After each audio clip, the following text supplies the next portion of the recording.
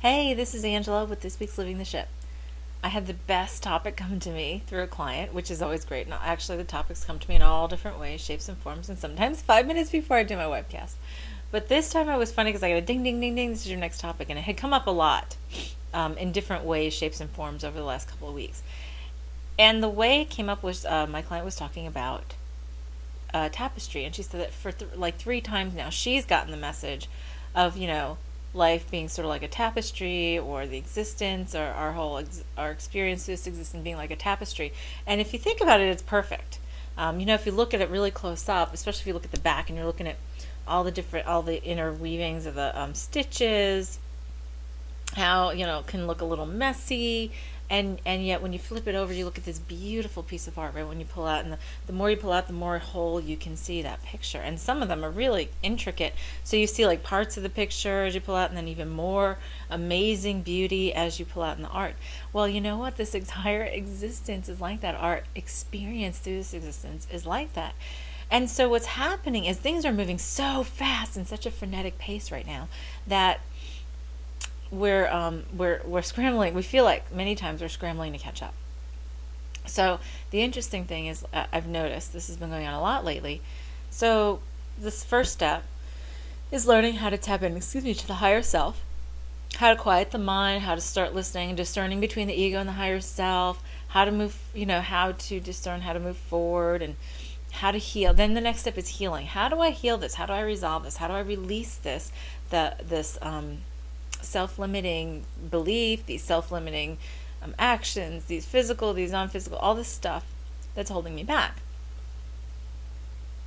Well, when we do that, we hit the next level of comfort, right? Once we start attaining that level of knowing how to heal ourselves in whatever way, shape, or form, because there's so many different versions of how to do that, the key is we get to this level of, okay, now the ego wants to run the show at the healing level, going, oh, wait, okay, so we're going to heal this, and we're going to heal this, and we want to heal this, and oh, I want to heal this little sprained finger, and I want to heal this, and yes, yeah, sure, because, the thing is that everything physical comes from the non-physical, and I've talked about that to the umpteenth degree.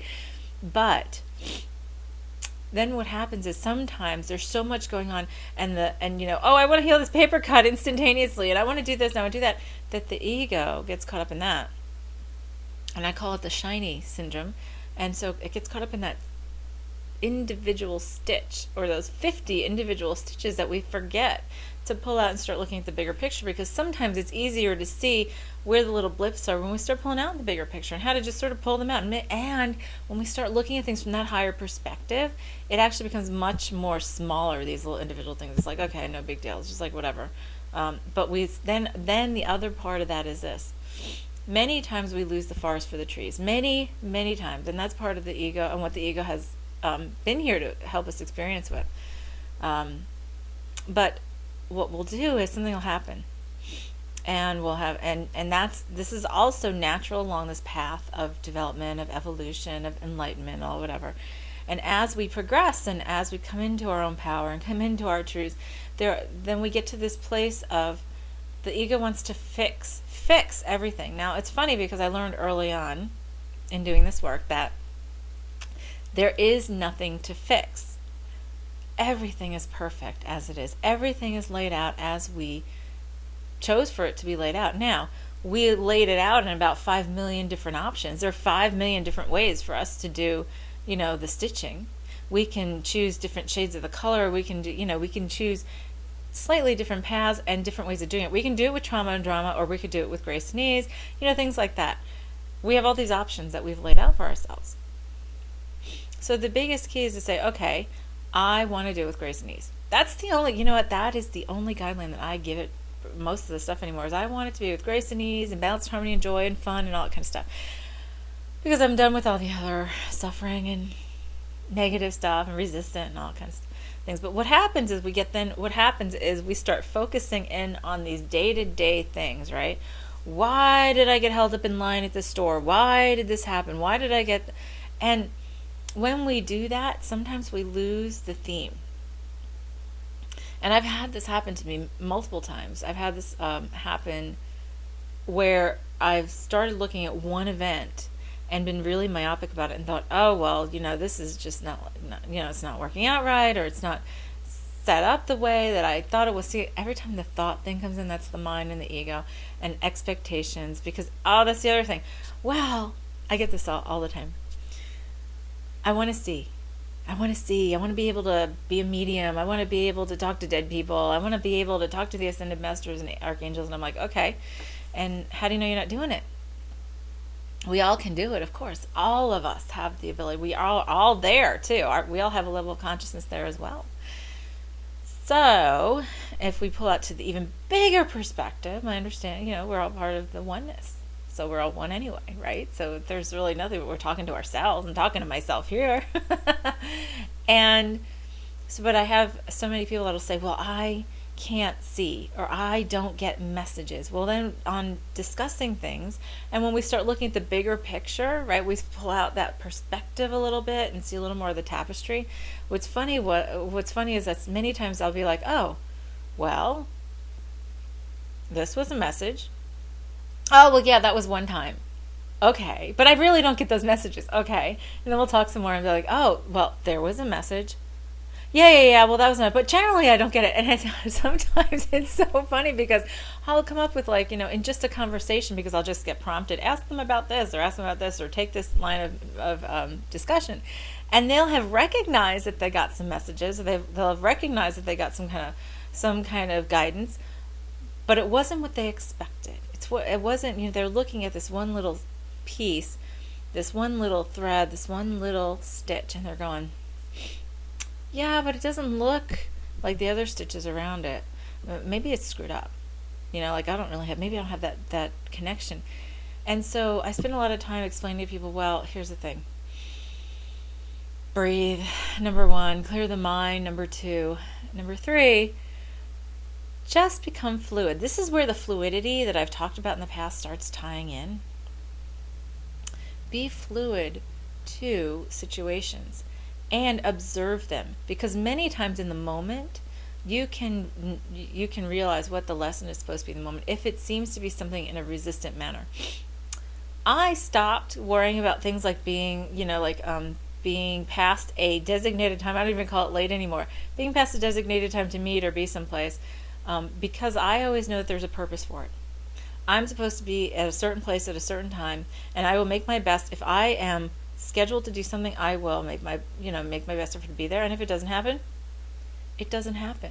There's a reason for it not to happen. Typically, though, I've gotten to the point where when I'm guided to do something, I'll get there when I need to get there, and I don't even have to look at the clock. And it's typically what people will call on time, or pretty close to it. And I've had many times where I've had people call in for a session, and I'll hear right away that, yeah, they're going to reschedule. Or what will happen is things will happen. Somebody will cancel one session, and I have stopped even looking at that stitch in the tapestry, because somebody will cancel a session to reschedule. And then when that happens, I just know now something else is going to fill that slot. That's why I needed to have it open. So when we start flowing and stop worrying and stop, worrying comes from the ego. Worrying is projection from the ego. And when we stop doing that, and we start allowing ourselves to be fluid and watching and observing, which is so prominent in what Eckhart Tolle talks about in The Power of Now, is just observing the ego, observing what's going on, observing how a situation is playing out.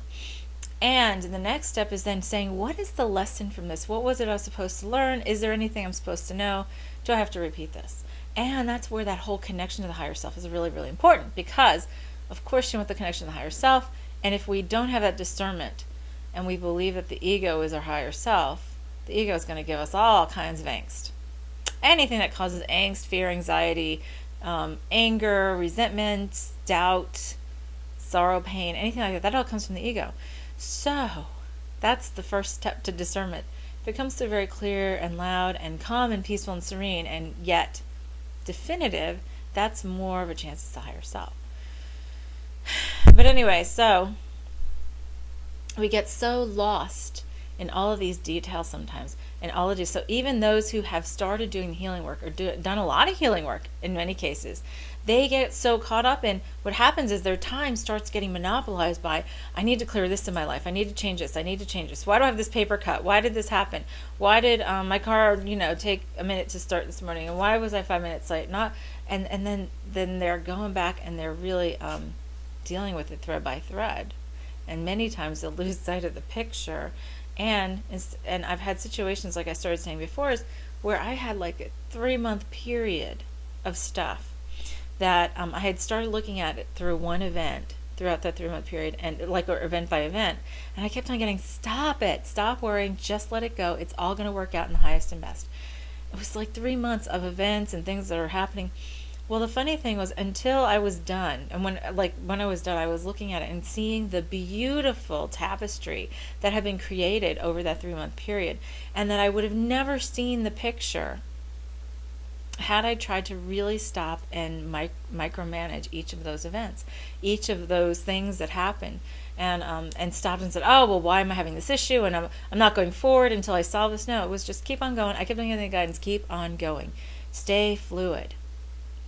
So that's what fluidity means, is don't stop things. Don't put a barrier up to stop it. That's resistance. And that's what we're trying to release. Or we're working on releasing right now. So if we just allow things to flow without giving them energy, which is, it takes a bit of practice, because we're not in the habit of doing that. But if we can release it, let it go, and not give it any energy, and just watch it. Many times we can learn the lesson in the moment and instantaneously, or even if we don't, we shelve it and put it away and say, okay, well, when this comes together, let me know. Many times I start feeling like it's jigsaw puzzle pieces, like sort of floating in the air, getting ready to just fall together. And many times I just start feeling this pressure building in these different events going on in my life and these different little things going on. And yes, of course I do healing work on anything that comes up as prominent as or repetitive especially. But the more I go along and the more I stay fluid to stuff, if something comes up, it's so minor. Or there's a group of things that might come up that are just minor, and it's like, well, it feels like they're just adjustments, without giving it any energy or giving it any negative or resistant emotions or feeding it with the ego. I can allow it to play out, and then totally appreciate and be grateful, have so much gratitude for how it turned out in the end, because it's always, if we allow it, that's the key. If we allow versus try to control, if we allow things to work out the way they're supposed to, and we let go of these individual events that we then get caught up in the drama and the trauma in the moment, if we can let go of that and let it flow through, like 9 times out of 10 at the end of that, we say, oh my gosh, it couldn't have worked out any better. It was perfect. And many times we think, oh, this is so traumatic, this is the ego, this is so painful, this is so traumatic, this is so daunting. Well, then guess what? Many times it's to help you change direction. It's a catalyst that you needed because you were ignoring the other messages. We've all had that.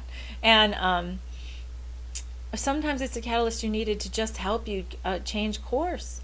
And maybe sometimes it's this little thing and you just don't know what it's, why it was thrown in there, but you can sort of feel it being a flag. You just allow it to happen and flow and say, okay, however that's supposed to work out, it's going to work out. But then it's so beautiful when you allow it, and it's actually more beautiful the more we allow it. And then it's always a pleasant surprise on top of it, because when we let go and allow, stay fluid and trust and have faith that our higher self knows what's highest and best for us,